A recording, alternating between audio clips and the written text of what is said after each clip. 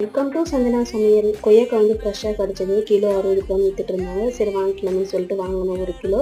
அப்புறம் வந்து அம்மா எள்ளு உருண்டை கொடுத்தாங்க. அதை எடுத்து வச்சுட்டு அப்புறம் வந்து கொய்யாக்காய் மட்டும் ஒன்று மட்டும் கட் பண்ணி உப்பு மிளகாய் பொடி போட்டு சாப்பிட்டேன். சரி செடியில் எல்லாம் பூ பறிக்காத இருக்குன்னு சொல்லிட்டு போய் பறிக்கலாம்னு சொல்லிட்டு போய் பார்த்தா செடி பக்கம் போனவே வந்து குருவி கத்திக்கிட்டே இருந்துச்சு. சரி என்னன்னு போய் பார்க்கலாம்னு சொல்லிட்டு பார்த்தா கூடு கட்டி முட்டை இட்டு இருந்துச்சு. நான் இன்றைக்கி தான் சரி இந்த ப்ளூ கலர் முட்டையை பார்த்துருக்கேன். இன்னைக்கு நான் பார்த்ததே இல்லை. அப்புறம் நான் அதை எதாவது பண்ணிடுவோம்னு சொல்லிட்டு அது கத்திட்டே இருந்துச்சு. சரின்னு சொல்லிட்டு பூ மட்டும் பறிச்சுட்டு இடையே வந்துட்டேன். அப்புறம் வந்து அன்றைக்கி வந்து வெள்ளிக்கிழமைன்றதால சாமிக்கு வந்து நெய்வேத்தியம் தான் செஞ்சுருந்தேன்.